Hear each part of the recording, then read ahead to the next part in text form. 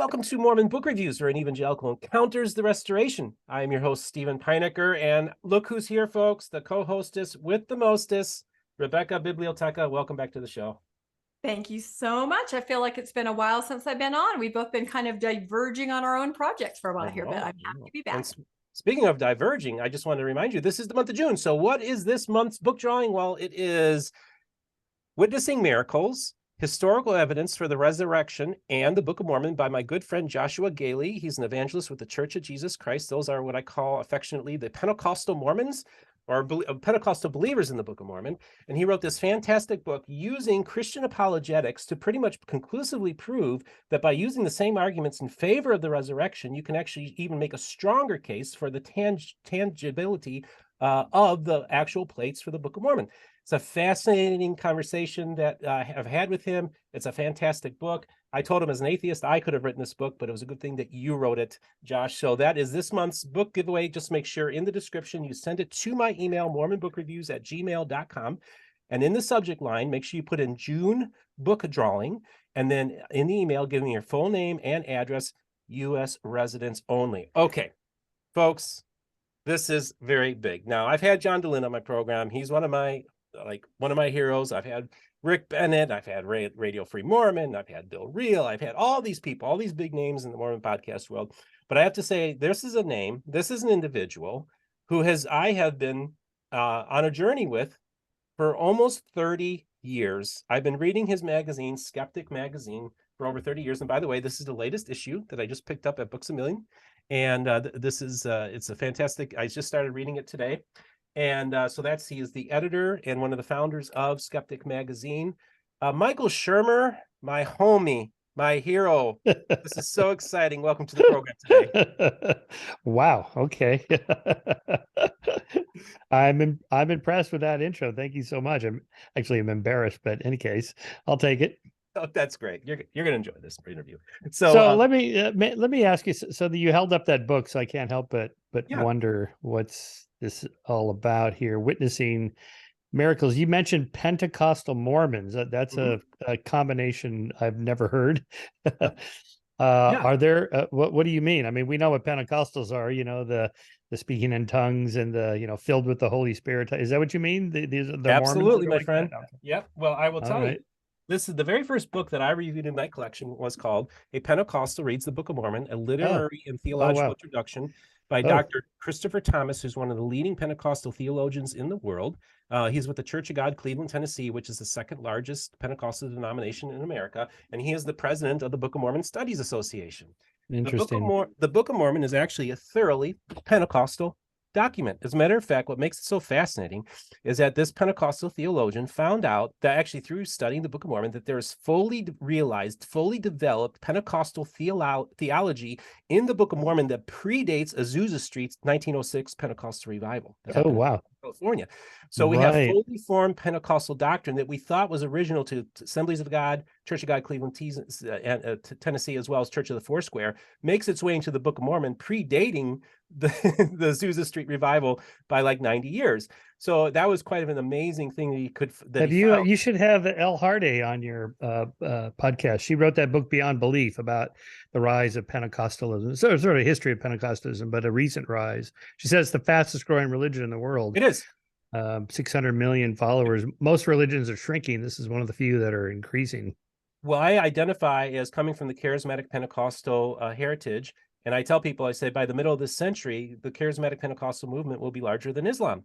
So yeah, it's flourishing. It's huge. But to get back to, because I love talking about this church, they're called the Church of Jesus Christ, and their headquarters is in Monongahela, Pennsylvania. And they are a Pentecostal, what we would call a Pentecostal church, a Book of Mormon believing Pentecostal church. And they have been around since the 1850s. And they actually traced their lineage as founded on April 6, 1830, with that's when the Mormon church was founded. And they consider Joseph Smith their founding prophet. But I've attended services with them, and I feel how did they end up in Pennsylvania? Well, because what happened is that when Joseph Smith was running for president of the United States in 1844, his running mate was a gentleman by the name of Sidney Rigdon.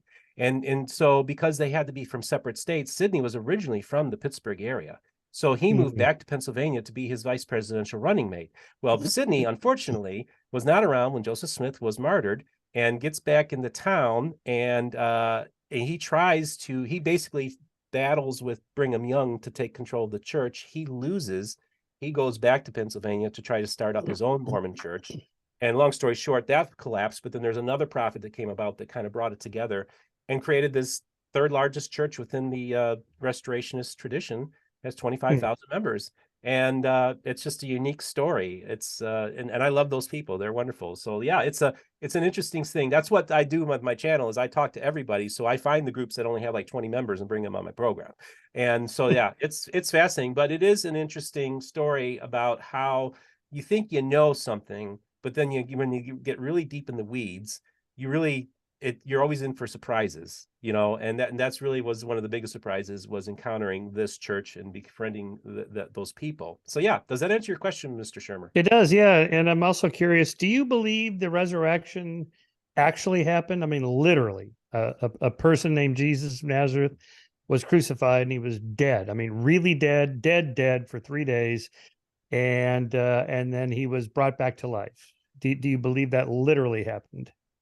I believe that I do believe that Jesus rose from the dead. And the reason why I say that is because I believe, just like our friend Bart Ehrman says, there was this guy named Yeshua who was a roaming apocalyptic preacher that was foretelling the destruction of the temple. I said, we got a historical figure. He was preaching about the destruction of the temple. I agree with all that. So so that's one data point I agree with him then on. But what I find so fascinating is you have this guy named the Apostle Paul, of course, who's encountering these people who witnessed Jesus, who followed him and claim to have seen the resurrection. We also have people that are praying to Jesus. These are monotheistic Jewish people who go to the temple and they're praying to Jesus. That's insane. And these people were willing to put their lives on the line for that. So there's something that happened. I tell people it's like this backwoods guy from Appalachia, literally that has no education whatsoever, all right, comes out of Appalachia and fundamentally changes the course of history, that we actually change our calendars to reflect his birth date. That's what Jesus did. I think to me, that's the best argument that I would make naturalistically. But I will tell you that it's a spiritual thing for me too, that I believe on for spiritual levels, because I do not use Christian apologetics. That's about as apologetic as I'll get, is right there. All right. So my next question may not matter then, but if the evidence and arguments for the literal resurrection of Jesus, not metaphorical or mythical or whatever, but actually literally happened, if the evidence is so good, how come Jews don't accept it, or Muslims for that matter? But just take Jews, because they believe in the same God you believe in. They believe in the same book, at least the Old Testament. And so I ask all my, Christian friends and podcast guests or whatever, why don't Jews accept it? Like, I was on Ben Shapiro's show, his Sunday special show, and he's Jewish. And, he explained carefully, well, because that's not what the Old Testament prophesizes. It does not prophesize a Messiah that would be anything like the carpenter from Nazareth. Okay, so, and a story. And so here's how I think about it. If setting aside the probabilities of this happening and the odds and how good the evidence is or whatever, Christians say that, the evidence is good enough for them to believe. Well, if it is, why don't Jews believe it? And you can't say, well, those rabbis, they just don't understand the arguments. If they understood the arguments and evidence, they'd accept it. Well, they do, of course, understand the arguments and evidence that are presented. They just don't think it's enough to switch religions or to accept that. So what do you think about that argument? I think what's more remarkable is that any Jews believed in the first place. That, to me, is the big story, is that you would take these people who would be willing to, they're literally going to the temple. They consider themselves Jews, and they're praying to Jesus, which is blasphemy unless they believe that he was actually God. And so for me, the fact that there were any Jews that were following him is the more remarkable story. But we also know that it was a Jewish sect. It was Jewish. It was thoroughly Jewish. And then then of course Paul comes around, and then he starts introducing it to the larger world. But I think that it was a thoroughly Jewish. It was all Jewish people that started it. So that, to me, is what's more amazing, is the fact that any Jews would have followed him. But today, Jews don't accept it. Right.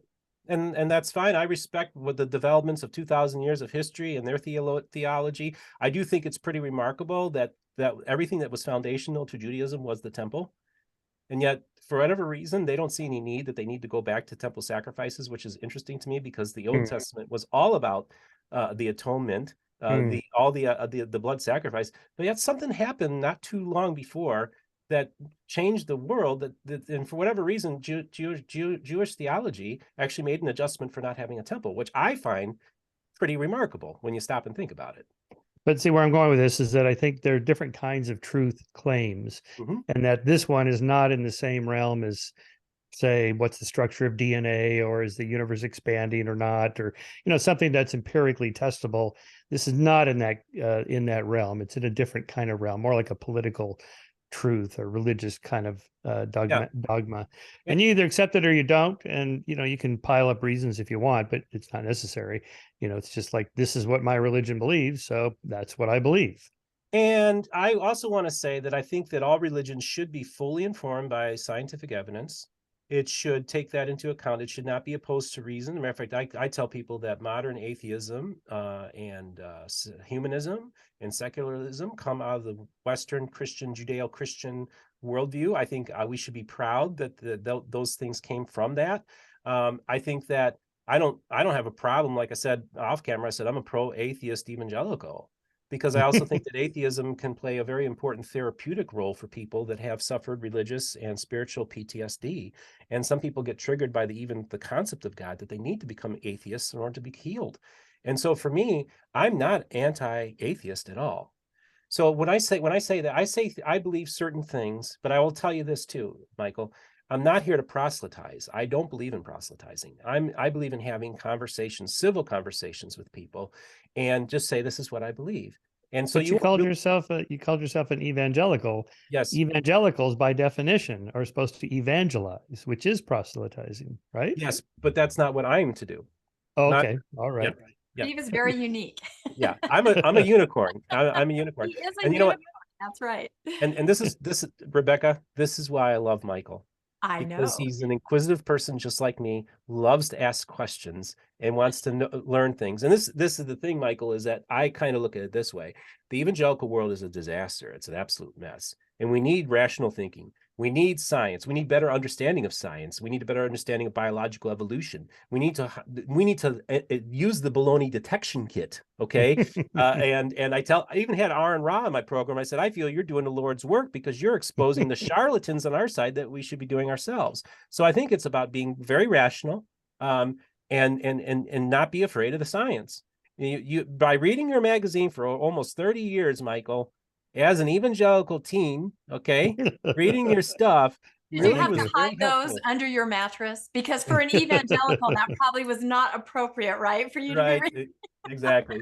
So and so yeah, this is the thing, folks. I actually I love the way this conversation is going. But Michael, I want you to tell a little bit about yourself. You are the editor and one of the founders, right, of Skeptic Magazine. I am the co-founder with my business partner, who's I think it's cut off there, but she's right there. She passed away last year. Pat Lindsay. Yeah, we founded in 1992, so we're in our 31st year now. And I wanted you to actually, before we actually talk about the magazine and why you got involved in the skeptic movement, I just want you to tell the audience a little bit about your background. Now, I'm just doing this from memory, but from my understanding, you went to Pepperdine in the 70s. And you were an evangelical born-again Christian for a while there. You were at the Jesus People movement. Let me talk a little bit about that.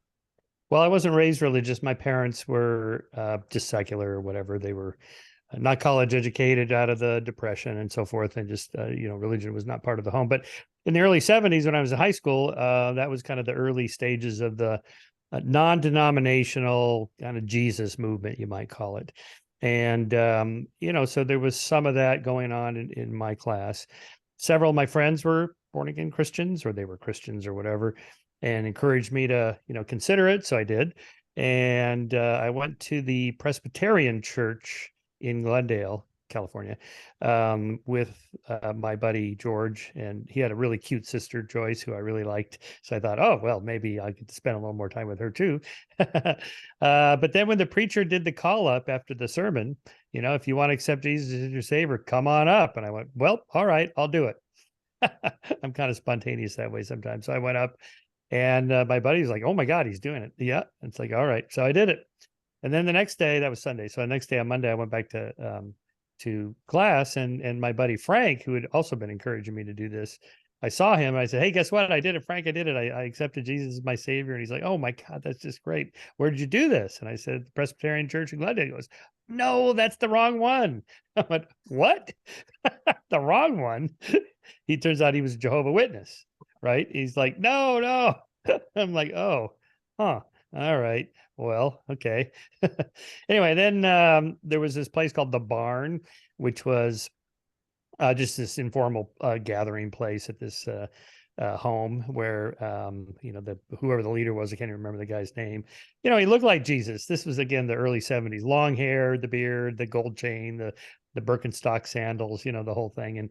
And so we sang songs and we read Bible passages. And anyway, so I just started getting into all that, and it was in my first 2 years at a community college, just taking undergraduate general education stuff. Then I went to Pepperdine. I thought, well, I better do this seriously. I wanted to be a college professor, and because that just seems like the best job in the world. Just get paid to lecture and read and write, and it's a good gig. So when I got to Pepperdine, I wanted to be a theology major, because I was really into more of the intellectual aspects of it. Because this preacher at the Presbyterian Church in Glendale, I forget his name now, but he was really into the kind of intellectual aspects of it. It was more like a lecture than a sermon. Free will and determinism, the problem of evil and God's existence. All this really interesting stuff, human nature and whatnot. So I went to my professors and said, "All right, well, what do I got to do to be a college professor?" "Well, you have to have a PhD." "Well, what am I going to do to have a PhD in theology?" "Oh, you have to master Hebrew, Greek, Aramaic, and Latin." And I could barely get through Spanish. So I thought, oh boy, I'm not foreign language is not my skills. So I switched over to psychology, experimental psych, and that I really resonated with me. I really liked the scientific method and research and statistics and methodology and running experiments and all the knowledge gathered that way and so on. So I ended up majoring in psych, but I was still an evangelical Christian there. Pepperdine's a Church of Christ school out of Texas, and at the time it was pretty conservative. I mean, politically conservative as well. We had President Ford came and spoke at campus. I remember the Secret Service were all over the campus. It was pretty exciting. And Edward Teller gave a speech about mutual assured destruction and nuclear weapons and all that. And it was like, wow, all right. And everybody was reading Ayn Rand's Atlas Shrugged. And it was like, oh, look at the size of this thing. But I finally got into it and read it. And like, oh yeah, that's my favorite book. I just have to say that is my favorite book, pivotal to my teenage years. Right, exactly. Yeah, like everyone, right? Everyone yeah. I know. It's so life. interesting. Yeah. Gonna name my kid Rorik for the Fountainhead. Yeah, the whole right. shebang. Yeah. I ended up reading all that too. But I thought Atlas Shrugged was her best book by far. But that led me into reading, kind of the Austrian School of Economics, Ludwig von Mises and Hayek and Henry Hazlitt and Milton Friedman, all those kind of free market economists. So it was both religion and both politics, economics, and religion, all those combined. Anyway, so then I went to graduate school, experimental psych, and there it was just State University, Cal State Fullerton, master's degree in experimental psych, and nobody was religious, or if they were, it wasn't talked about. It's a private matter, and it just didn't matter. And so there, as I began to explore other ideas, like I took courses in addition to social psych, I took a course in anthropology. And, that kind of opened my eyes up to belief systems of other peoples that are non-Western. And also went through my Joseph Campbell stage. I read all Joseph Campbell's works, the Hero with a Thousand Faces and The Power of Myth. And, this was before the Bill Moyers series on PBS, which was 1980s. And that was an eye opener. It's like, okay, these people believe something rather different than me.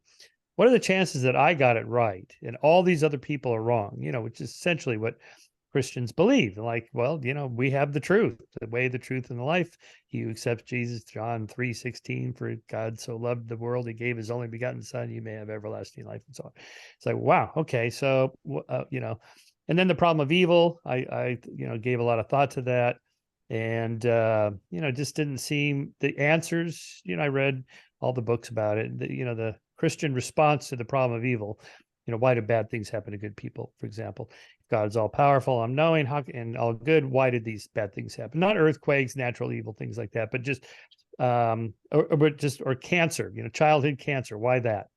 And so those are the kinds of things that bugged me. And then my girlfriend was in my sweetheart from Pepperdine, she's from Alaska. Her name is Maureen. I wrote about this in The Believing Brain. So she gave me permission to talk about that. She got in a car accident and broke her spine, and she's paralyzed. She was paralyzed for life. She's still paralyzed. And I thought, we were both Christians. And, at the time, I remember just going to the ER every day for months, and it was just terrible. Not for me, for her. It was just horrible. It's like, why would this happen to such a sweet, loving person? It's just total randomness. There's no reason at all. Why would God allow this? Then I ultimately just decided, I just think there is no God. It's just, not just shit happens. It's just the way it goes. And, there's no one out there pulling the strings, or if there is a God, then he's not involved. And so anyway, that was kind of the last straw. I wasn't a test or anything like that. I just, I ended up taking off. I had the gold chain with the little ichthus, the fish, with the Greek symbols in it, Jesus Christ, Son of God, Savior. Again, I have to remind you, this was the 70s and guys wore gold chains. It was so obnoxious, along with the bell bottoms and the tie-dye shirts and all that stuff. It's like, God, what an awful decade for fashion. In any case, so I just quietly abandoned it. I didn't tell anybody. I just quit talking about it. And I think my family was kind of relieved because I was obnoxiously witnessing, as we called it, every chance I got. And I think they were sick of hearing about it. And so it was like, finally, he gave up. He got out of that and quit talking about it. And so for a while, I didn't really think much about science and religion. It wasn't really a thing in the 80s. The whole science wars, science and religion, postmodernism and science, all this stuff didn't happen really till the 90s. The creationism a bit in the 80s. So I followed that and I wrote a couple papers on that. But even there, like at Pepperdine, all the professors accepted the theory of evolution. There was no conflict there at all. And then when I looked into that, it's like, oh, most Christians actually accept the theory of evolution. It's only a certain a few branches that don't. In any case, then we started Skeptic in '92, and that's when kind of the science and religion war spilled out over into broader culture, like the postmodernism attacks on science and the so-called hoax, Alan so-called hoax, and the science wars broadened out. So I got involved in that. And, we've been just doing that ever since. And, Richard Dawkins' book, The God Delusion in 2006, that kind of relaunched the atheism movement, which was never very big to begin with. In any case, it's not really a thing at all. It's just lack of belief in God, full stop. It isn't a movement. It's not like humanism is more of a political social movement that has a list of tenets. Here's the things we believe, free speech, reproductive rights for women, separation of church and state, on and on. And, atheism doesn't have anything like that because there is nothing to believe. It's just, we just don't believe in this one particular thing here. Outside of that, whatever you do. Turns out most atheists tend to be pretty politically liberal, as do most humanists. And that wasn't me. I'm pretty, classically conservative, libertarian, whatever the right category is. And so I didn't really, I wasn't really into a lot of the stuff that my fellow humanists and atheists were into politically and economically. So I was always a bit of a standout that way. And it turns out there's quite a few people like that now. But anyway, so that's kind of a brief, writing books throughout all this. I just really tried to find to what extent, always searching, what should I believe? Justified true belief, knowledge defined as justified true belief. Well, what constitutes justified? I teach a whole course on this in Skepticism 101. It's called at Chapman University. So, I've given a lot of thought to this. And as I say, in short, I don't want to believe things that have to be believed in to be true. It's like Philip K. Dick said, reality is that which when you don't believe in it is still there, doesn't go away. Right. So true. Yeah, there was a lot to talk about there. And I think that, I guess I wanted to get back to what made you decide to start Skeptic Magazine in the first place? What was the impetus for that? I was a professor at that point. My first real job was at Occidental College in Los Angeles. And I was teaching history of ideas and mainly cultural studies. It was sort of a required courses for first 2-year students on really critical thinking, writing, public speaking, essay writing, just, everything. And it didn't really matter what I taught. So I got to teach anything I wanted. At the time, there was a kind of burgeoning skeptics movement spreading across the country. This was late 80s. There was a, kind of, so if we go to a history of skepticism, you can go back as far as you want, ancient Greeks or whatever, but maybe the Enlightenment philosophers, people like Adam Smith, David Hume, later Immanuel Kant, and then into the 20th century of like Bertrand Russell and Ingersoll and people like that. But it really took off in the 70s when the New Age movement was burgeoning, and Uri Geller was on the cover of like every magazine in America. The spoon-bending Israeli psychic, and the New Age movement was huge. And so this Committee for the Scientific Investigation of Claims of the Paranormal, CSICOP, was formed by James Randi, Paul Kurtz, Ray Hyman, Martin Gardner, Carl Sagan, and so on. And they formed as a social movement, it's an activist movement to push back against the New Age movement and just basically ask, which of these claims are true? What should we believe? Are any of them even plausibly true? And so on. And, Sagan's Cosmos, which aired in 1980 on PBS, half a billion people saw it, and Carl talked a lot about the New Age movement and thinking scientifically about these sorts of claims. And so after that, then in the 80s, there was kind of the spontaneous local groups. And there was one in Southern California in the late 80s that I went to some of their lectures. It's Murray Gell-Mann and Richard Feynman, and Stephen Jay Gould came out and spoke, and Carl Sagan spoke there. And so I was kind of involved in that. Then that group went defunct for various reasons. And so in 1991, I published a paper on the Louisiana creationism case, and the former sort of co-director of that Southern California Skeptics group, Pat Lindsay, came over to my house and said, I just want to get a copy of your article because you quote the Southern California Skeptics in that article. It's like, yeah, that's right. And she, well, the group went defunct. I said, yeah, I heard about that. And like I have the resources and stuff in the database, and maybe you want to start it back up again. So I did with Pat. And so we kind of got rolling, and I had other databases from other groups that I belonged to in the history of science and other psych groups and things like that, plus the university access and whatnot I had. So we started that in late 91, early. So we started in 92, April of 92. I brought the amazing Randy out and gave a public talk performance for us at Caltech. And so we ran a monthly public science lecture series, Skeptics lecture series at Caltech for, 25 years every month, and held international conferences, published the magazine. And I knew a little bit about the magazine business because I had, back in the 80s, I worked at a magazine, a bicycle trade magazine for a couple of years. When in between sort of full-time teaching jobs, I was teaching part-time at night. And in the 1980s, I was a professional bicycle racer. This is a whole nother part of my life that most people don't know about. And you wrote for a bicycle magazine, didn't you? A biking magazine? Yes, that's right. So that's where I learned the magazine business.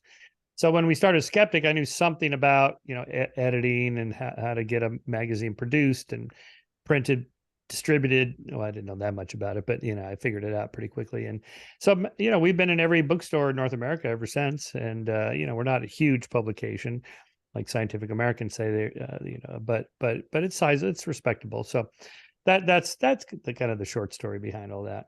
And the skeptic movement is still going. I mean, they're going strong. So Rebecca, we're going to get you in here. I know I'm still fanboying. I'm prepared to just be here and watch the fanboying happen. So, but I do have some questions for later. So. Oh, good. Yes, because we're going to talk about his book as well. And you've read the book, so we're definitely going to get into that. So I want to tell you that I believe it was either the summer of 94 or 95. You might be able to remember this.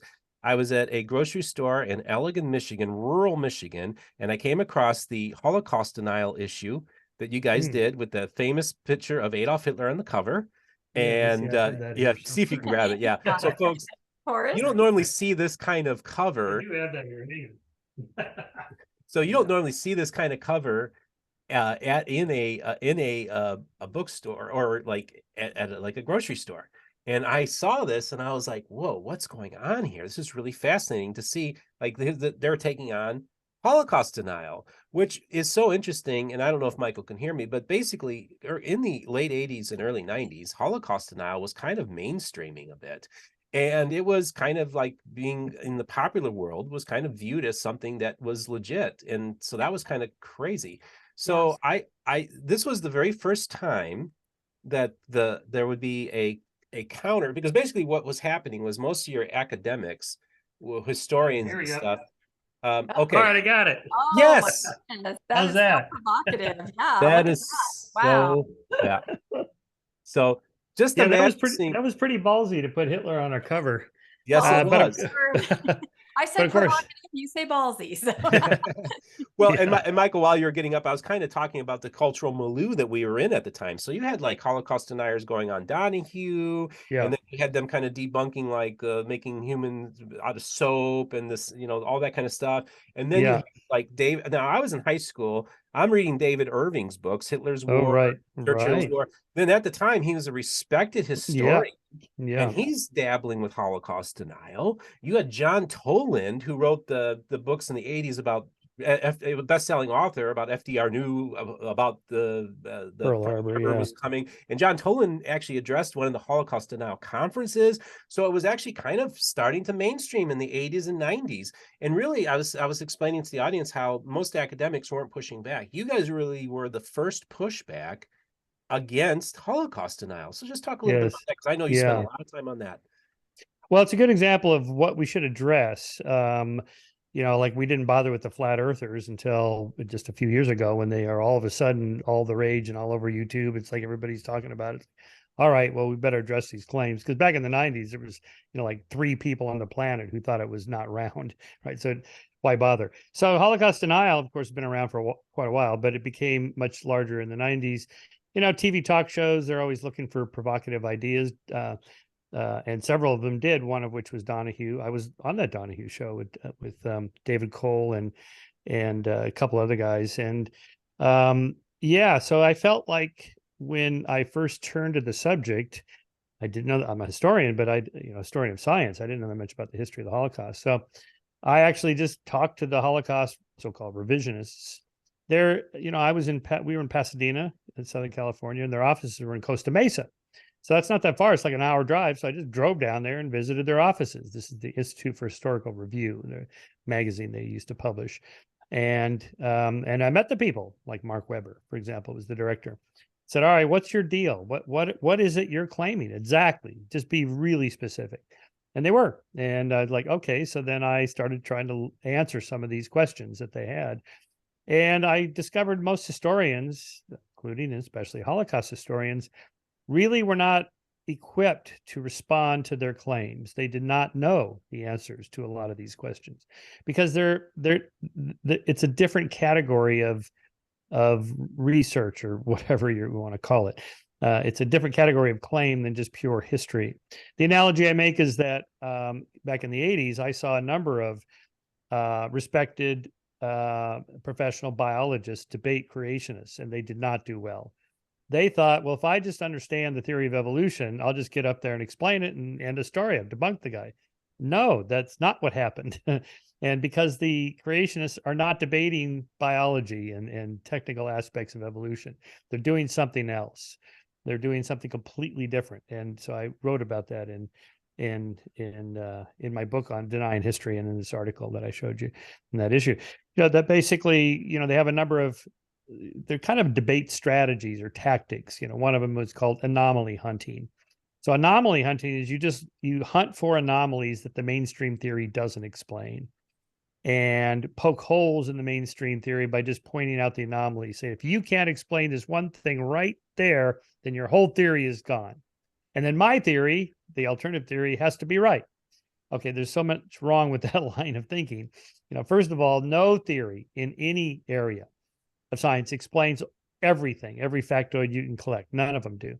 I just returned from this conference in Wales last weekend, in which string theory and the attempts to find a theory of everything uniting general relativity with quantum physics and so on, or the expanding universe, dark energy, dark matter, that the mainstream theories to explain these things are inadequate because, and then the skeptics go through point by point, anomaly by anomaly, as if they can refute the entire, say, theory of the Big Bang because of these things here that it doesn't seem to explain, as if that makes their alternative theory, and there's lots of them, correct. And that's not how it works. And so you just have to live with the uncertainty of, we can't explain everything, right? Okay, so back to the Holocaust, right? So you can take part of the problem is there is no such thing as the Holocaust. Like, it was one thing that happened, Tuesday afternoon at 2:00, boom. It was an event we can document. It was 10,000 events, 10,000 places all over the thing. And so it's a very broad subject. And so it's easy to find lots of holes. I'll just give you some examples. So one of them that the Holocaust deniers gave me was that if you go, they gave me a list of the 39 unanswered questions about Holocaust, right? So one of them was that the door on the gas chamber at Mauthausen doesn't lock.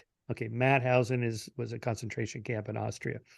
Turns out it was not one of the major 6 death camps like Auschwitz and Majdanek and Treblinka and Sobibor. It was just a labor camp, but they did have a gas chamber there, and they did have some crematoria that they used maybe experimentally or a little bit, but not like a major industrial murder process. And anyway, so my co-author Alex Robin and I, we went there. And so we got answers to all 39 of the questions, to the extent that we can, because some of them are hard to track down. Like this door, what's the deal with the door? So we go there. You have to picture this. Mauthausen now, it's like a museum, like a place to pay tribute to people that died, like a cemetery almost, and it's part of the national park system of Austria. So you go there, you buy a ticket, you get a tour, and you pay your respects or whatever most people do there. Of course, Alex and I are there taking pictures and taking notes and so on. And so we get to where the gas chamber is, and I'm like, okay, Alex, let's check this door out. So, I check out the door, and it has this handle that you swing. And when you swing the handle, there's like a little thing that comes out that goes into the slot. It's supposed to go into the slot of the door jamb, so it locks. But it doesn't do that. The door is not matching the door jamb that it's in. It's like, this is weird. It doesn't lock. And how are you going to gas people if you just put them in there and you close the door, they just push it open? Right? How do you lock the door? That seems kind of fundamental. That was the point of the Holocaust denier. So, we have some 20-year-old guide taking us around. She doesn't know. And so then she gets the next person up the chain, and what's this now? The door doesn't lock. The door doesn't lock. You've never noticed the door doesn't lock? I mean, doesn't that seem a little weird? Huh? Yeah. So I get the next person up, and then the head of the whole museum complex there, he's like, what is this about the door? I said, yeah, it doesn't lock. Doesn't that seem kind of weird? He's like, huh, I don't know. Right. So then Alex and I are wandering around taking pictures elsewhere in the camp. And all of a sudden a guard comes over and says, Dr. Shermer, I have a phone call for you. I went, what? No one even knows I'm in Austria. So I go over, and I have on the phone, like the minister of the interior of all of Austria, is like a big monkey guy in the government. He's in charge of like all the parks and camps and museums and everything in the entire country. He's like, okay, what's this about the door? I'm like, oh my God. I said, yeah, we're here, researching a book debunking the Holocaust. I wanted to make sure they didn't think like we're some neo-Nazis there or something. And so, yeah. So, the door doesn't lock. It's pretty weird. And he's like, huh, I don't really know. And so it's like, yeah, I know. No one seems to know. How can I find out? And so then we wander around some more. Like an hour later, another guard comes over and says, you have to leave now. I'm like, what? And he goes, yeah, no, we don't welcome you guys here poking around. This is not appropriate for this place. And Alex, poor Alex, he's Orthodox and he's a survivor. His relatives killed in the Holocaust. He's like, my people have been trying to get out of this place back in the 40s. Now they're kicking us out. It was kind of funny. Anyway, so it was like a couple years later when I finally found out that door, that was not the original door. The original door was taken and sent off to some other museum, and they just stuck it on there when they were making the little camp for tourists to come in. It's like, all right. And there are dozens of examples like that. David Irving famously stands in the gas chamber at Auschwitz I, not Auschwitz II Birkenau, but the other converted army barracks camp that was destroyed and then rebuilt by the Russians after the war. And he's standing there going, look, it can't have worked because of this and that, with the video camera rolling, and the whole thing is a fake. And well, it was no holes, no Holocaust, right? Yes, there was no holes in there. That was this whole thing. Actually, that particular phrase applied to Auschwitz II Birkenau. Okay. Famous 2 and 3 were dynamited. All 4 of them actually were dynamited in the end of January, just before the camp was liberated by the Russians. So there's no holes because there's no ceiling, because it's just rubble. And again, another one of these typical debate tactics. If you go there, you'll see there's no holes in the ceiling where the guards could have poured the Zyklon B pellets into the chamber. And it's like, yeah. So we went there. It's like, yeah, there's no holes because there's no ceiling. It's just rubble. And even with that, I think I still found a hole. Anyway, I pointed this out to David, and he's like, well, whatever. He just ignores. See, this is part of the problem. These guys are not playing by the rules of evidence and disputation and debate and argumentation. Because if you're wrong and it's clear you're wrong and everybody could see you're wrong, you just have to say, well, I was wrong. I changed my mind about that. And when you don't do that, then you're out. No one wants to play with you. They're not going to invite you back into the arena. And so that's why he's no longer considered a respectable historian. Because historians say, oops, okay, sorry, I got that one wrong. I'll fix that in the next edition, and I won't repeat this error anymore. But David Irving doesn't do that. For years after his trial, in which they nailed him on all these things, he still just repeats the same lines. So no holes, no Holocaust. David, why are you saying that? We've pointed out to you why. That's a lie. You're lying. Why are you lying? And anyway, he's no answer to that. So that's a kind of a long-winded way of saying, this is it's a different kind of game that's played this way. Conspiracy theorists do this all the time too. Anomaly hunting is one of the big ones. And, Richard Dawkins is famous for saying, these creationists, they'll find, like, if you can't explain the evolutionary origins through natural selection of the left elbow of the spotted frog in the Amazon, then evolution never happened and creationism is true. It's like, that's not how it works. Well, it's so I had John Perry from Stated Clearly come on my program to talk about biological evolution, and the reason he wanted to come on was because he was being attacked by the Discovery Institute, which is the leading intelligent design group out of Seattle. And we had this conversation where basically the exact same. So you actually debated Gish, right, Dwayne Gish, and so and the Gish Gallup and all this kind of stuff. So you essentially saw that basically young Earth creationists and Holocaust deniers use the exact same tactics. And Ken Hovind can be shown many, many times that something is not right. And then he's back doing his little freaking going to Bible churches, saying the same thing over and over again. It's a tactic that they all use, and people need to see through that. That's one of the main reasons of having you on this program, is so people can understand that when people aren't willing to change, if they're showing counterfactual evidence and they're not willing to change their mind, then you're not dealing with a person that's an honest person, and you're often dealing with a malevolent person as well, because they have an agenda. And guess what, folks? Being a young Earth creationist, or even being a David Irving, is a cottage industry. You can make a nice living doing these things as well. What do you say to that? I guess. I don't know how much money they can make. David Irving claims he's broke. Well, he owed Deborah Lipstadt with the defamation suit. Yeah, the defamation suit. So I don't know how lucrative it is, but it's a way of, I guess, attracting an audience, carving out a little niche for yourself when it's not part of the mainstream. I guess there's some funding for that. Discovery Institute, yeah, George Gilder founded that group, and I know those guys. I just was with Stephen Meyer 2 days ago. We did a live debate on Brian Callen's show. And they're thoughtful, interesting people. I just think they're wrong. And, they're on the kind of margins of science. What they're doing is taking normal debates like I was telling him about this conference I was at, How the Light Gets In. It's sort of a TED conference of Europe. And at this debate were all these, things about, again, dark energy, dark matter, the Big Bang, expanding universe, quantum physics, general relativity. How do you square all this? Where's our theory of everything to explain the whole thing? And there isn't one. And where there is uncertainty like that, there's going to be disagreement amongst the experts. Outsiders can say, you see, they can't agree amongst themselves. Therefore, the whole thing is out. And my alternative theory of physics is right. And so a bunch of us were yucking it up over those alternative theories because they all get them too. And it's like each one of the people that writes one of these sends these papers to us. They think they're the only one that's come up with this new theory. They don't realize there's hundreds of people out there just cranking out these papers that are not published anywhere. They're not peer reviewed. The people themselves are not trained. Most of them are not trained in the field. They don't know anything really. And but they think that they've solved the problem. Einstein was wrong, Newton was wrong, Stephen Hawking was wrong, and I got it all figured out here. It's really quite amusing. They think, well, I'm the only one, but actually there's hundreds of them.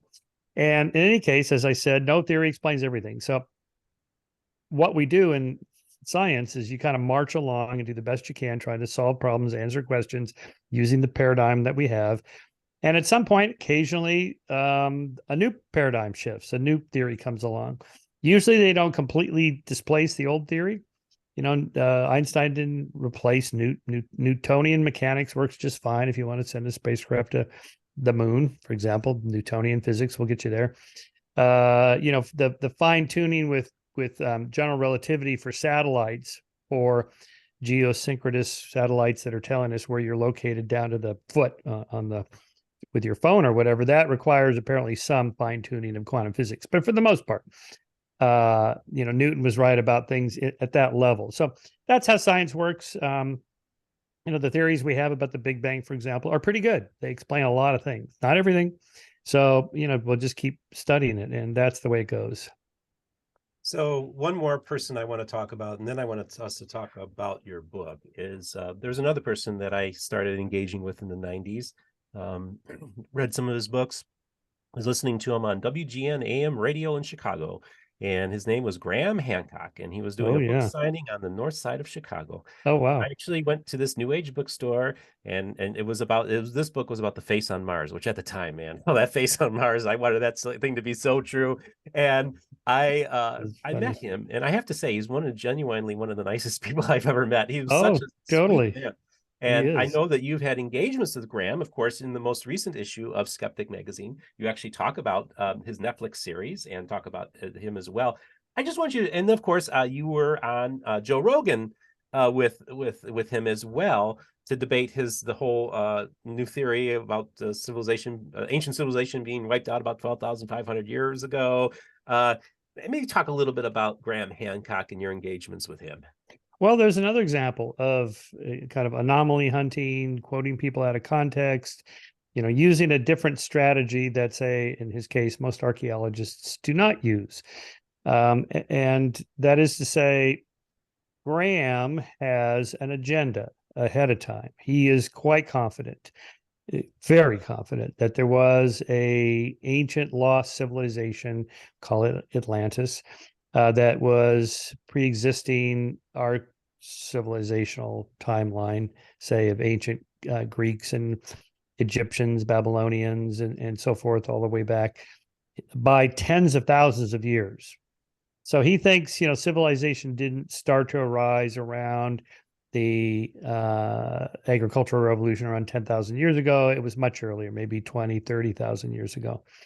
And so to prove that theory or support that theory, he looks for anomalies that archaeologists allegedly can't explain. Like, again, how do you explain that this stone right here at this building structure is so perfectly cut? How could they have done that? Or these giant, huge stones that weigh 20, 30 tons, how could they have moved them without modern equipment? And, he's got a whole series of arguments like that. And I agree with you. I mean, Graham's a nice guy, I know him pretty well. He's smart. He's a good writer. He's a beautiful speaker. That British accent doesn't hurt for American audiences. It makes you sound so much smarter. And, he plays the outsider, heretic, victim card quite well.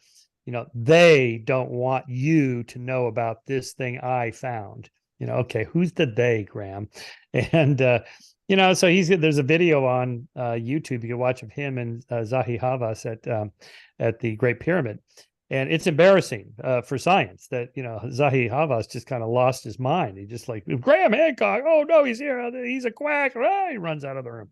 It's like that is really not how you treat somebody, that's thoughtful like Graham. But on the other hand, I think people that, are into the alternative archaeology stuff or any kind of, kind of heretical idea, they don't understand that, there's 100 people with alternative theories to the pyramids. Maybe 1,000. I don't know. There's, way before Graham Hancock, there was books back in the 1800s explaining what really happened with the pyramids, how they were really built and what they really meant. And so there's nothing new of Graham going to the Great Pyramid Complex and going, aha, look at this. People have been doing that forever. And so for someone like Zahi Hawass, he's like, oh God, another one. Here comes another one. I'm just not going to talk to these people anymore. And so it looks like mainstream scientists are dogmatic, closed-minded, rude and so on. But, there's a context for that. And now, as for Graham's claims themselves, he's been right enough on the age of things that, his little Twitter line is, stuff keeps getting older, things keep getting older or something like that. And it's true. The population of the North and South American continents from Asia, keeps getting pushed back further and further. It's like, okay, all right. So we accept that. And, when the evidence is there, it's not just because of one anomaly. You can't find one little chip stone tool that in this one location and the date looks like it's, tens of thousands of years older than any of the other accepted sites. You really need more than that. And when you have this kind of convergence of evidence from multiple sites, like, okay, here it's clear that people were here long before we thought, then archaeologists go, okay, then we were wrong. And that does happen. Right. So this Göbekli Tepe that Graham's into now, I never heard of until I was going to go on Rogan with him. Is like, I read about this thing. I was like, oh, wow. Okay. Yeah, he's right. This is pretty interesting and doesn't really fit the old theory. But in fact, most archaeologists go, okay, well, I guess maybe these hunter-gatherers were able to do stuff that we didn't realize they could do. We underestimated them. Kind of a bigotry of low expectations, this is called. We just thought these hunter-gatherers were, so simplistic in their thinking, or they didn't have the numbers or the labor to do it. But they did. Apparently they can. Now for Graham, so here's my criticism. It's like, before you say, well, it must have been this super advanced ancient civilization that built these because these people couldn't have done it. Hang on. How do you know they couldn't have done it? Maybe they could have done it. And you just can't think of it, the argument from ignorance. The argument from personal incredulity, the argument from ignorance. I can't think of how they did it, so they couldn't have done it. Maybe you just can't think of it. And it's like, yeah, it's a huge task. How do you move a 50-ton stone? I don't know.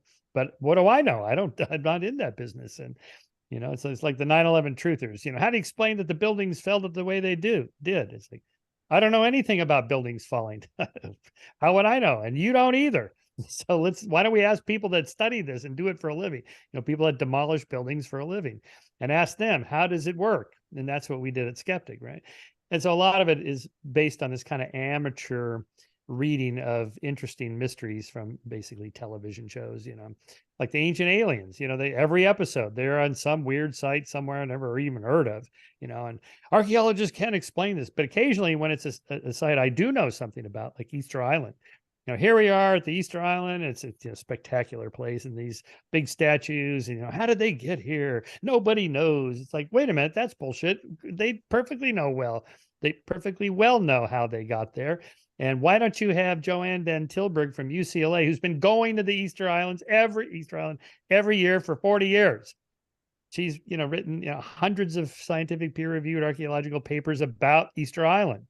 How come you don't have her on the show? Instead, you got this mythologist, mythology scholar. It's like, I never heard of this guy. Who is he? And, he wrote a book about, the aliens or, it's like, okay, that's not an archaeologist. Okay, this is my complaint about this. So Graham is smart. I like him. Good guy. I'm glad to have people like him pushing against the mainstream. That is good. We need that. He's right that, that dogma does set in amongst, a kind of insular group of people that get all their funding from the same source. They publish in the same journals. They write the same kind of books. It's hard to see outside of the box when you're so ensconced in it. That's true. So if it's somebody that's not clearly a whack job, and Graham is clearly not that, then why not take him seriously? Why not just pick up the book and go, okay, I'm going to read this book, and okay, what's wrong with this book? And then what do we know? How do archaeologists know how the pyramids were built? Just tell us, because that's an interesting story too. And that's how it should be done. Yep, I agree. And like I said, I really like Graham a lot. I really do appreciate him. And I'm glad you share an appreciation with him as well, because sometimes the people that are the outsiders can kind of question the established narrative on things is good. Matter of fact, my good friend Thomas Murphy, one of the top anthropologists in America, and I have been having conversations about them keep on pushing back, the settling of the Western world. And he's like, yeah, I mean, he grew up an anthropologist, Clovis first, man. That's it. That was the dogma. And now everything has to be reevaluated, including that site in Pennsylvania that they thought was being corrupted by coal mine, by coal. But now we think that this might be a legitimate site. I forget the name of it, but they have to relook at everything now because now we see that, and then again, of course, we're dealing with the Book of Mormon. On my show, people, of course, are interested in the settling of the Americas. Of course, that comes into that narrative too, where we have this overlapping in this area as well. So, do you happen to know what the official church, the Mormon Church doctrine or belief is now about the peopling of the Americas? Have they admitted, like, well, okay, we were wrong on that one, obviously? Well, it's fascinating because in the previous editions of the Book of Mormon, it says that this tells the story of all the inhabitants of the Americas.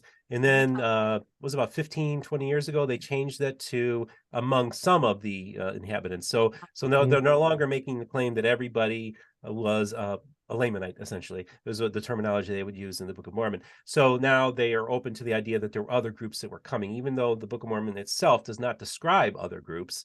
So that's kind of the conundrum that they're dealing with in that regard. The church doesn't take official positions on where the Book of Mormon took place, the geographic models, because I have all the different people come on to discuss the different geographic models of the Book of Mormon to come on my program and just have these conversations. So the church itself is. What would you say to that, Rebecca? What's the church doing regarding the peopling of the New World? About that, but this program is not long enough. No, no, definitely. When I was growing up in the era, they were absolutely the first people to arrive on the shores of South America. That was it. It was understood. It was on the title page of the Book of Mormon. There it was. There was no question whatsoever.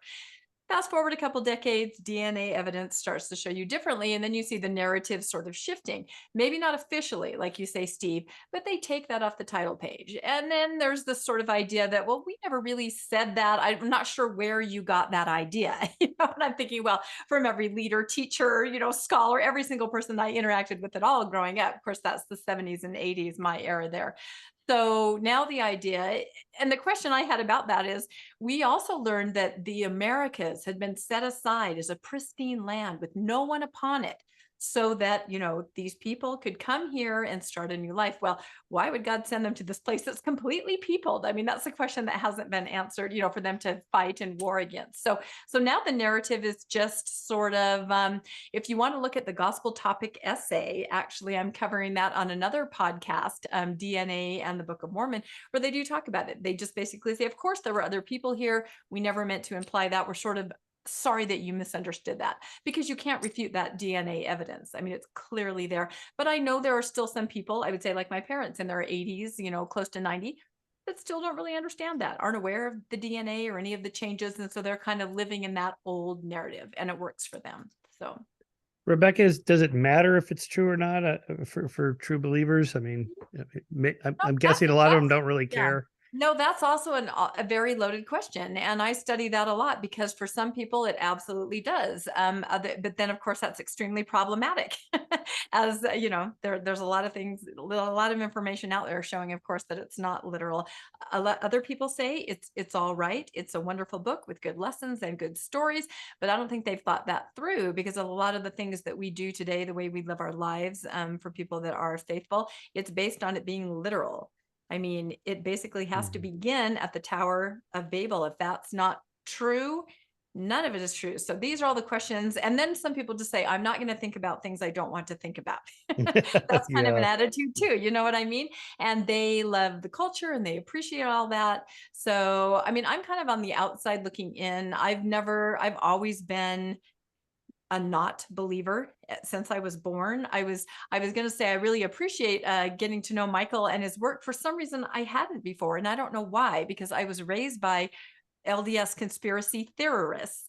Mm. So my upbringing, who were scientists, my upbringing was there's no moon landing. There are aliens in Area 51. Joseph found golden plates. There are 10 tribes under the ice. It was all this hodgepodge in my head that made me just go, I am not a magical thinker at all. And I don't believe anything that you're telling me.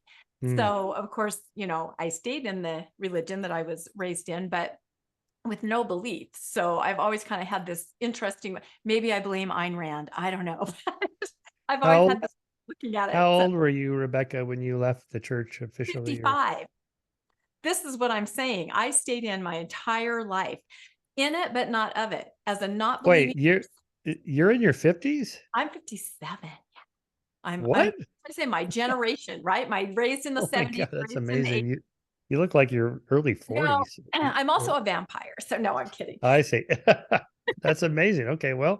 No, but I'm one of those people where, you just do it culturally. You know what I mean? And also being raised as a girl and a woman in the LDS church in the 70s and 80s, you really don't know to give yourself permission to just kind of step away. So eventually I'm a grown ass woman. I'm just stepping away. It's fine. But now I can't even remember the original question was just that I appreciate your work so much because it helps me see there are tools, there are people that think this way, I think this way, but I kind of created it on my own. Although I will say some conspiracy theories are very attractive to me. So just for fun, I delve into those, but just for fun, kind of on the surface. So, but I think entertainment purposes only. Entertainment purposes. And you have to admit, that exists. For example, when my kids were teenagers, I would like to teach them how to debate. So I would take the point of view of a flat earther. I learned everything I could about that. And I would debate, they go, Mom, you're crazy. I'm like, no, I want you to debate me. You tell me what, I was trying to kind of get that narrative going. But in the process of learning about it, I'm like, this makes sense. With all those fallacies and arguments that you talked about. But for me, that's fun. Just kind of a mental exercise to kind of see exactly what the other side is doing and how their arguments could make sense. And I think if you start from a place, and this may have a religious component to it too, you start from a place of wanting to believe, you want to believe this. It's very easy to get on board with all of these arguments very quickly. It doesn't matter how unsound they are. So, and I think so if you were not officially out till age 55, but you never really believed all those decades, what did you do? Just like go along with? I was a cultural Mormon. Mormonism is extremely busy every day, every hour, everything. Like I said, I was in it, but not of it. I was around it. I attended BYU. I worked at BYU. Faithful LDS person. I was married in the LDS temple. I raised my children in the church. I went through it's what you did. That's kind of how I thought about it. But I never understood, why people would get up at church and cry. I never believed in God. I never understood what they all thought. I mean, maybe my story is more tragic than anyone else's because I just didn't go, why am I doing this if I fundamentally don't believe any of it? But, friends, family, associates, everybody was there, and it's just what you did. Yeah. And it's not until, age 55, around the COVID era, where you start connecting with more people that have just stepped away. And I consider them very brave, people that are younger and they're just stepping away. And I'm like, well, I think I'm going to do that too. So your husband is or was a Mormon? He was a true believer? Yeah, he's not a true believer. He was always we call it in the post-Mormon world, very nuanced, which means you're looking at all the different, nuance. That's what it's called, a nuanced Mormon, right? And so, he never, he was okay. I mean, I'm much more into the scholarship of it, but he's like, great, we don't have to go to church anymore. Awesome. Oh, so you're still married. This did not cause a huge rift. No. My main issue, however, and a lot of people of my age who leave will tell you have parents who are incredibly faithful, who right now believe that the 10 tribes are under the ice. They literally believe that. And what? the is real. And Have you ever read Cleon Skousen? You might be really entertained by Well, Mark Skousen is one of my best friends. Do you there know you go. Mark? You know. I think Leon was his uncle, Yes, right? some relation. Yeah. Yeah. So All Mark that. runs Freedom Fest, which is the Yeah. largest gathering of libertarians. Anyway, Yep. so yeah, I know all about Leon. He's Yeah, so pretty far out so my there. parents were heavily they were McConkie Mormons, they were Cleon Skousen, they were Bircher Society. That's what they Berkshires, were. So what I right? was saying is you have these, you have relatives, parents that are in that kind of Mormonism, and then you've raised your children who are now young adults in the so I have a son on an LDS mission right now, Really? I have another son that's a returned missionary. I have another one that, is doing another kind of divergent path. So it's very interesting, but it almost seems like in the landscape of Mormonism now, which is why I love Steve's show so much, anything goes. It really is. You have ex-Mormons, post-Mormons, faithful Mormons, you have nuanced Mormons, and everybody's trying to dialogue and figure out how they can exist together because there are so many of us on such a spectrum where before it was you were in or you were out. That was it. And there was nothing in between. And now all of us are living in the in-between, which is So why it's obviously, as a parent, you must think the values being conveyed, say, doing a mission, is valuable, is good for your kids, or else you wouldn't do it, right? yeah, well, and there's a point where you raise them in it, and then how do you turn around and say, "Oh, I'm really sorry," because it's not really Right. raising them; it's indoctrinating them. I mean, it is Right. the duty, yeah. And so I don't want to rock anybody's worldview. Of course, my kids are not happy with my more vocal post-Mormon things that I do. So we kind of have a don't ask, don't tell kind of a situation. But I definitely have, it can be devastating sometimes where your child says, I found some of your content, Mom. And you're like, Oh. God, and they think it's because I'm ashamed or embarrassed. I'm not. I just don't want to hurt their little worldview. You know what I mean? And maybe that sounds condescending, but Well, it's not like you were a pole dancer or something in your 20s. hey, you know what? I'm not kidding. I almost think my kids would rather hear that than to hear the running a post-Mormon podcast or that you know what I mean? No, that's crazy. And you don't know Well, about I'll make a few comments about this. So I think a lot of beliefs, or most beliefs that people hold, or at least purport to hold, are in this kind of realm that they don't really know if it's literally true, because most people don't know how to fact check things, and who has time anyway. Like, for example, my colleague at Occidental College, Andrew Stillman. So he does cognitive psych. So he was researching people who accept the theory of evolution by natural selection. And if you ask them, explain it, they can't. They don't really understand. They give some Lamarckian thing. Oh, the giraffe stretches its neck and the babies have longer necks. No, that isn't what natural selection is. So what are they doing when they say they accept it? They're kind of signaling publicly, I more or less trust science. It usually gets it right. And if everybody says the theory of evolution is true, probably is. Or the age of the earth. How do you know it's 4.6 billion years old? Well, the geologists all say, yeah, but did you read their papers? No.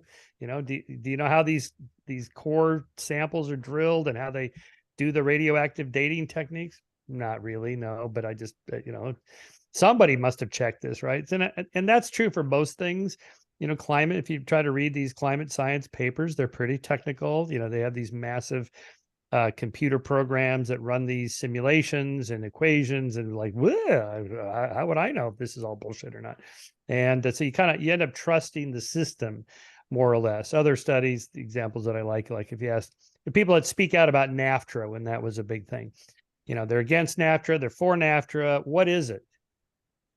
It's that trade north of free. I can't even remember what countries are in it. I'm not sure what it does, but I'm against it. Or, so it's more of a party thing. My party's for it, my party's against it. Most people are like that for most of their beliefs, including in science. It's like Big Bang Theory, quantum physics. What do I know about quantum physics? Nothing. I mean, it's just read the popular versions of it. I don't do the math. So I kind of have to trust, not on faith exactly, but that the system itself works reasonably well, that the scientists check each other. I've been to endless conferences. I know how combative it could be. The scientists, are skeptical of each other. They push back. They go, let me see that data again. I don't really believe it. Your analysis is incorrect here. You should not draw that kind of conclusion from such weak data. and so on. Your statistical thing, maybe you're doing some p hacking there. I don't know. Let's see the original data set. There's a lot of that. So by the time you and I read it in some popular science magazine, it's been filtered reasonably well. It's probably true. The line used here is that something like 90% of what you read in textbooks is probably right. 90% of what you read in original peer-reviewed journals is probably wrong. So because these things get published, it's the first time anyone's published on that particular thing. And maybe it's right, but we need multiple replications to know if it's true or not. So this, the replication crisis in the social sciences and medical sciences starting in 08, 09, along with the meltdown, and really picked up steam around 2010 or so, when people started trying to replicate some of these experiments and they couldn't. And, it's looking like maybe half or more of all published papers in the social sciences should never have been published. They were wrong. They were just nonsense. And so it's like, wow, what else do I believe that I shouldn't be believing? And this is by the rigorous methods of science, not just some outsiders throwing stuff on the wall to see what sticks, but they had the data, they had statistically significant results at the 0.05 level of confidence and yada, yada, yada, and but what does that actually mean? Let's drill down on that and try to replicate it. So anyway, this is a long back to where we started of how belief systems work. It's a very public social process, and who has time to fact check stuff? So we have to trust the system to work more or less reasonably well, and then you just go from there, and be willing to change your mind if the facts change. But for now, should I get vaccinated or not? Should I wear a mask or not? We saw what a disaster that turned out to be when public officials like Fauci would pronounce like it's 100%. This is what we should do, and it turns out it wasn't 100%. You were wrong about that. Why say that? Why not say, well, for now we're thinking, you don't need to wear a mask, but we may change our mind because the evidence is too soon. We don't have much. And then 2 weeks later, there's a new study. Maybe you should wear your mask. Not 100%. We're not sure about this. Maybe this will help. Give it a try. But politicians never speak like that. It's like it's always 100% or 0%, and the world is never like that. So that's part of the problem, as I see it. So Rebecca and I were both steeped in conspiracy theories growing up. I read John Birch Society stuff when I was in middle school. My parents had survival food because they thought the world was coming to an end in the 70s. So I was on Mormon Stories that said that, we were McConkie evangelicals. Bruce McConkie was a very famous Mormon person, and so that's the term that we'd use.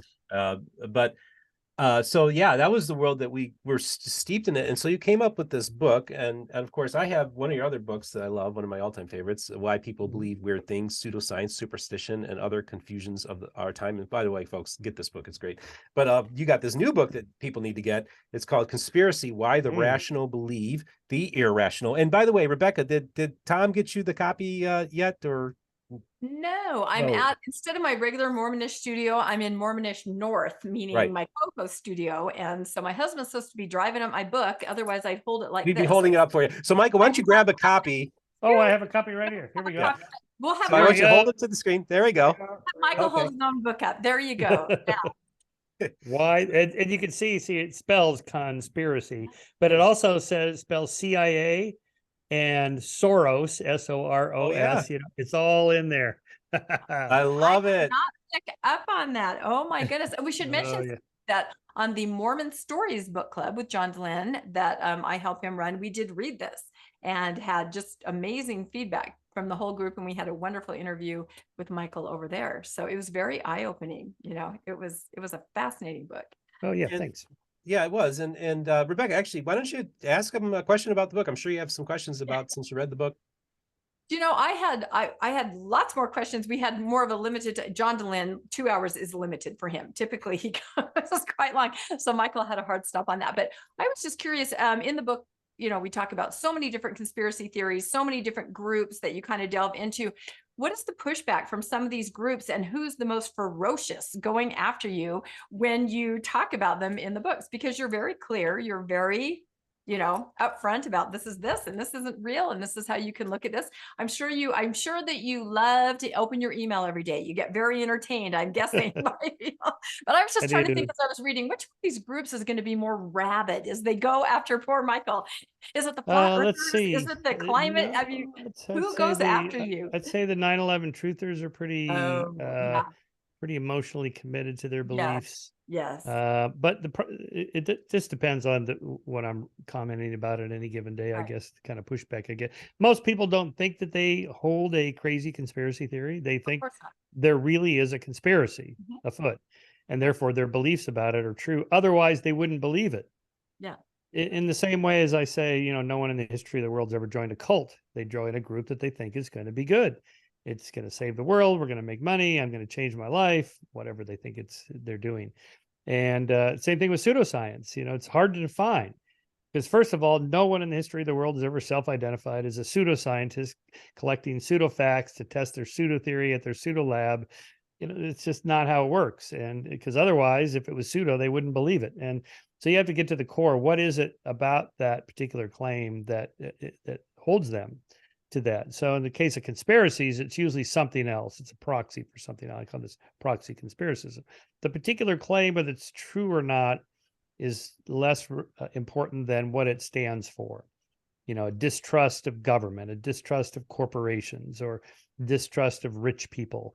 It usually has to do with power, who has power, who doesn't, who won the election, who lost the election, who's who's a billionaire, who's not, how'd they get that money, which corporations are, pulling the strings and making things happen behind the scenes, or which government agencies are doing what that we can't see. And, the deep state, QAnon, all that, touches on, so the subtitle, why the rational believe the irrational, because a lot of it's not that irrational underlying it.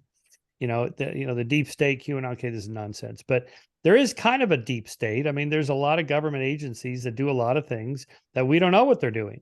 Sometimes it's legal and it's, national security reasons. We don't need to know. Okay, I get that. But sometimes it's not. Sometimes it's just people lining their pockets and stealing from the government and taking taxpayer money. This happens all the time. You read about people pretty much every week, somebody gets busted for absconding with taxpayer dollars in some way. They use the money to refurbish their home or something. This happens. Or worse, they're up to no good politically for something they're trying to pull off for their next election or whatever it is they're doing. And corporations also, they're not pure angels either. They cheat the system to the best extent that they can. So that's why we need regulations and laws and enforce the rules of, free market capitalism is great, but it has to be played within an arena with lines and referees, or else, the system is going to break down because people will cheat if they can. So we know that's true. So people that are kind of conspiratorially minded that think, Bill Gates or George Soros or Microsoft or Amazon or the federal government or this agency or that, whatever, are up to no good. They might be because, these things do happen.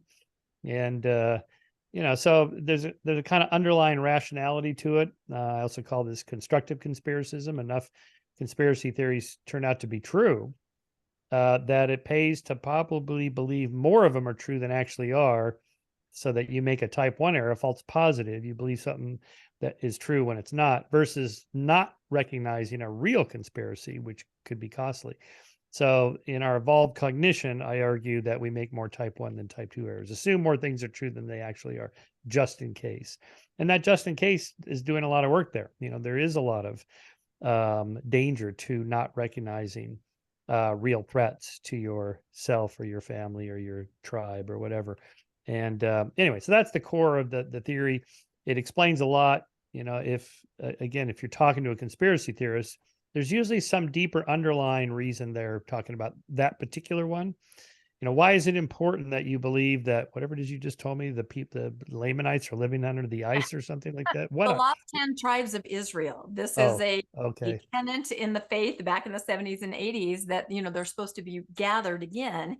And there was this belief that they were actually under the ice at one of the poles, living there, waiting for the time to come forward. So you'll Oh, hear boy. that, 10 tribes. I know there's a lot you might want to dive into here. It's very Yeah. So how did but has anyone gone there to look to see where they are? No. And now, of course, it's sort of said, well, we're sorry that you misunderstood that, but what we're really talking about is just a gathering of people coming together and finding their way to Christ, of course. But I'm here to tell you that when I was a kid, it was a literal, we would draw pictures in primary. Here's the ice. Here they are. I'm sorry I misunderstood Well, that. and it's fascinating, Michael. That actually comes out of the idea that in around the 1820s, this idea of there being a hollow Earth theory. Oh, yes. And yes, so, yes. and that there were entrances at the poles. And so that kind of, that's what influenced this idea was that. So that's where it came from. So, but my question is, what kind of work is that belief doing for the believers, for the church? What does that represent? Kind of an aha something. Like I remember they discovered some wheat samples in an ice core sample somewhere. And I remember my dad, who is a PhD level scientist, being extremely excited about that in the 70s, as if that were, look, we found, there's some grain. It is there. There are people down there. So I think it's just one of those, I don't know, you talk about in your book how when you have this special knowledge that others don't have, you understand something in a way that other people don't. It gives you this kind of excited feeling, like, oh, don't you know? Yeah. You know what I mean? And I think it's sort of like that. We know these amazing, exciting things that are happening. It's different than your everyday humdrum world. There are people under their ice. We know what Nephites and Lamanites are. It's very exciting. It makes you feel special, I think, in a lot of ways. And you touched on that in your book. So yeah, insider information feels like insider information. Yeah, yep. I'm in the club. Yeah. Yep, that's it. I think that's it. So yeah. So but also to what extent do some of these things have to reinforce that our religion really is the right one? I mean, you're a Mormon, why aren't you a Baptist or a Presbyterian or whatever, a Jew or Muslim? Well, because ours is the right one. Well, okay, do you have any evidence for that? Yeah, here's the piece of wheat in the ice or whatever. Yeah, they don't have people under the ice, those Baptists. We do. Right. Yeah. Okay. Yeah, it's really fascinating because we were raised in very conservative backgrounds, and you had asked me earlier, you're an evangelical. I understand where you're going. Yeah, and part of it too is, as Michael, is I recognize that evangelicals are politically very powerful in this country. They control one of the most powerful political parties in the world, and in the most powerful nation in the world. And I think it's really important that that we have these conversations where we can talk to people that you disagree with and do it in a civil way, and then also educate people on hearing what the other people have to say in regards to these issues and everything like that. That's been what this channel has become. And so, and of course, you don't know this, but I'm also a gay man, so that adds to the whole aspect of my background as well. Adds to the story. That's why I got a book deal, because of just this crazy life that I live and everything like that. But that's really what this whole endeavor is about, is really honestly to have people like you come on the program and talk about how to think critically. Why do you believe what you believe? Those are the right questions to ask. And so I think this can actually help you become a better Christian, become a better person, become a better human, and become a better educated. Whenever you're better educated, you're going to be a better whatever. And I think that's like one of the key things about this. And Michael, I want to thank you for helping us become better whatevers. Well, you're welcome. But just out of curiosity, since any time before, say, the last 10 years, where gay marriage and homosexuality is now accepted, even amongst most conservatives, it wasn't before. And so, you were aligned with a tribe that didn't want you as a member, essentially, or thought you were, what would they say? Love the sin, hate the sinner, hate the sin, love the sinner. Yeah, it's like, come on. But now they don't think like that anymore. So what happened to we know homosexuality is wrong. There it is, Leviticus, whatever, the past 3:18. If a man lies with another man, he must be stoned, which is also support for the legalization of marijuana. Anyway, it's an old joke. Then all of a sudden, it's like, it reminds me of the polygamy in the Mormon church. They got the revelation. Joseph Smith gets the revelation from God, and then goes back and tells his wife, honey, I've been talking to God, and you're not going to believe this, but he says I got to have sex with this other woman down the street. What? Who'd have thought? Yeah. Yes, such a guy thing.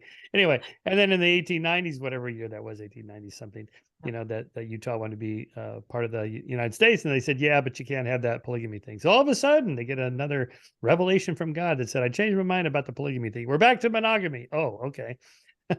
So, it's like religions do evolve.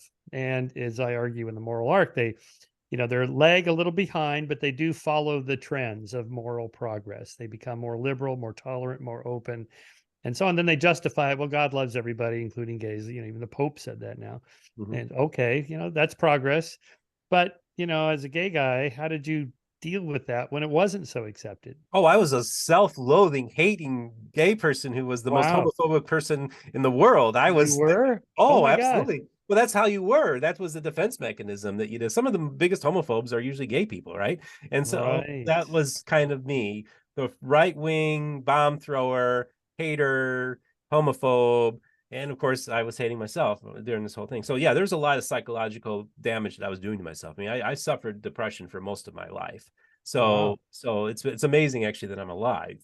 It's kind of part of my story. That's why, I personally think I'm here because of God. That's how I see it, because it's kind of a miracle that I'm even alive. It's a miracle that this guy who didn't know a single Mormon 2.5 years ago now has one of the fastest growing Mormon podcasts in the world. To me, that's how I see it. I think God's in the matter on this, but I totally understand, Michael. If you go to me, Steve, I think you're full of shit. I get it, because 3 years ago, I would have said the same thing.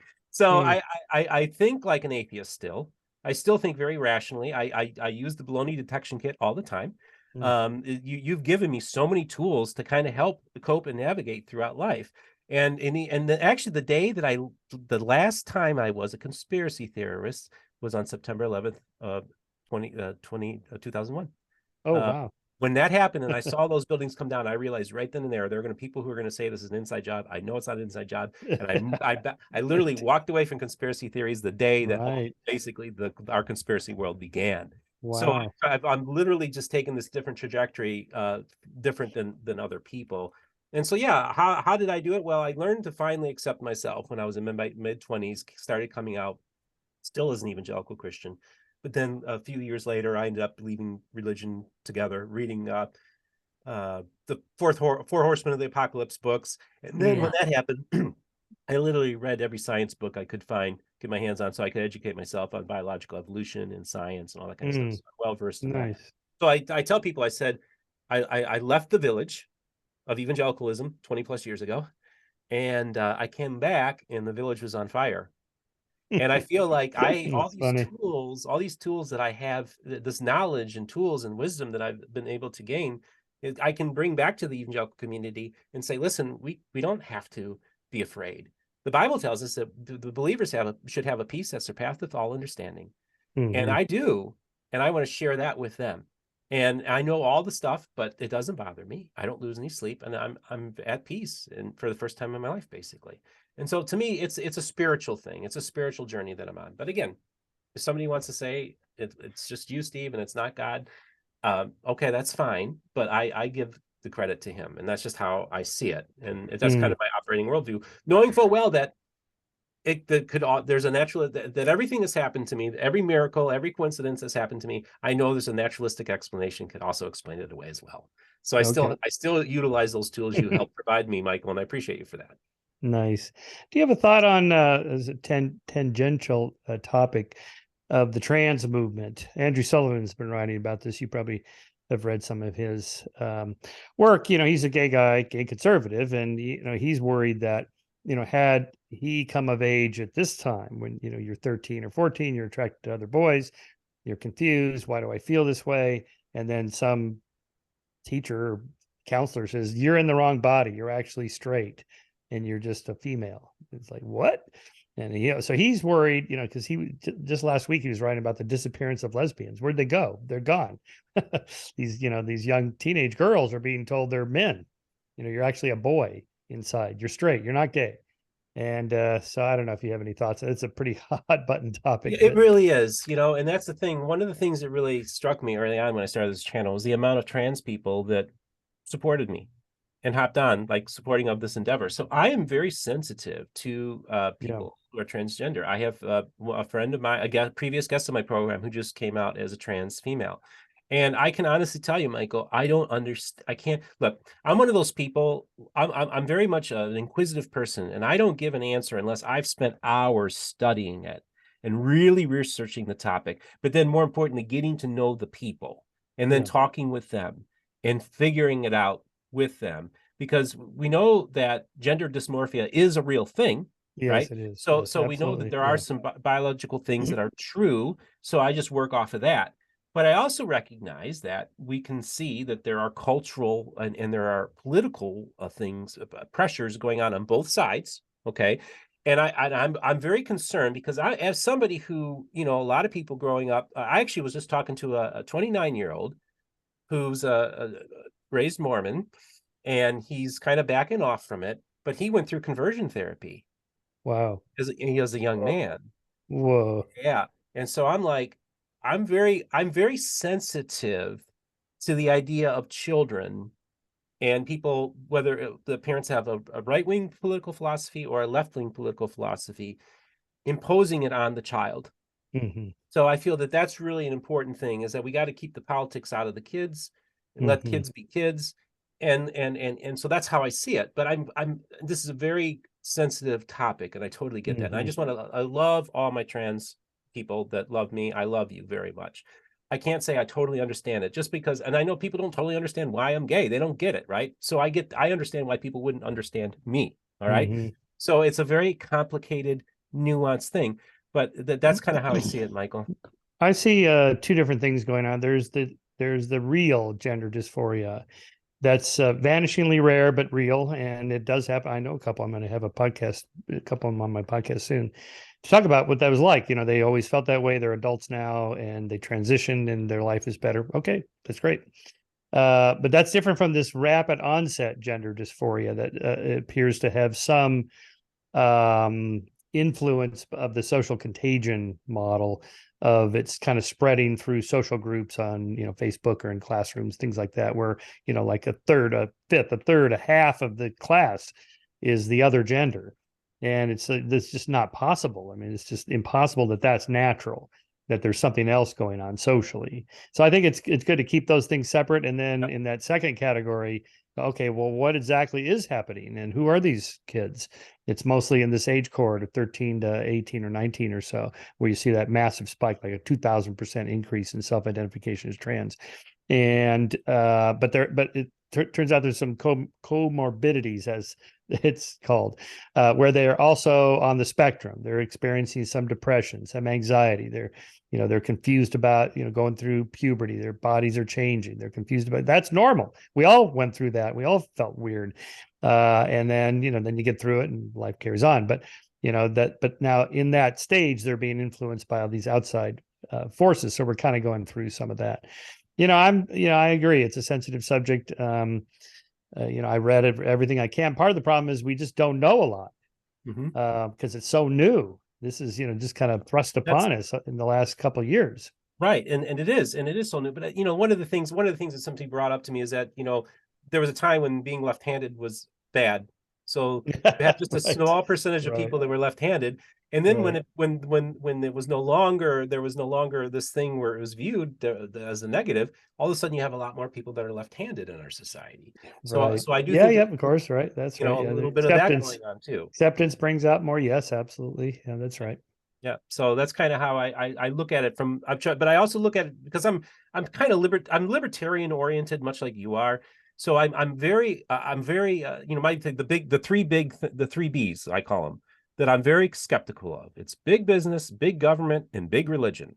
I said, be aware of the three B's. I like that. And so I had this real skeptical thing about me. So I apply it equally to both sides. So I don't like what's happening on the right, where there's a lot of hostility towards the LGBTQ community. I don't like the heat that's being turned up there. But I also recognize that the right is a reaction. It's a reactionary movement. So often when you see a lot of hostility from the right, it's often a reflection of what is actually happening on the left as well. So we have to realize that both sides really Yes, are yeah, responsible for this mess that we're in. We can't just blame the other yeah, side. We're actually all in this. We're all to right. blame for this, as far as I'm concerned. What do you think of that? Yeah, I think that's right. Yep. We're all in it together. All right, guys. I probably right. should get rolling here. All right. So, Michael Any- Shermer, I want to thank you so much for taking your time. Rebecca, I want to thank you for joining us. Just a reminder, real quick, don't forget our merch store, MormonBookReviews.com, for hot chocolate mugs and other things like that. Also, I want to point Nice. out, Mormonish, you just reached 1,000 subscribers. Congratulations. So I'm going to honor you there. And I just remind you folks, for those of you who'd like to financially support the channel, there are links in the description to support us on Patreon, as well as PayPal, and also, of course, our merch store. But just as the most important thing, folks, is this, just remember this: all the voices of the restoration will be heard here on Mormon Book Reviews.